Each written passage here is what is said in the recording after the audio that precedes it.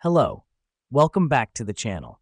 Today we're diving straight into how to automate workflows with TEAMWORK.com. First off, log into your TEAMWORK.com account. This is where all the magic happens, as this is your personal hub for managing projects and automating tasks. Now that we've done that, we move to the Projects tab and select the project you want to automate. The reason we do this is to ensure each project has its bespoke workflow, which helps you stay organized and focused. Next up, we go to the Settings icon and click on Task Defaults. This helps us because it allows us to set up standard tasks that will be used over and over again in our workflow. Now we're going to add a new task default. Click Add Task Default and fill in the details. Let me explain why this matters.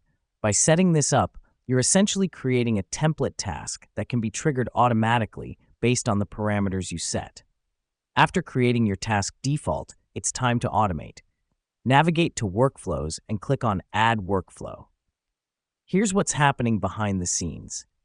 You're creating a sequence of tasks that will be executed in order once a specific condition is met. After adding your workflow, it's time to set the triggers and actions for your workflow under Task Rules. This is crucial because these rules determine when and how your tasks are automated. Finally, click on Save and voila, your workflow is automated. This simple step helps you save time and resources by automating repetitive tasks.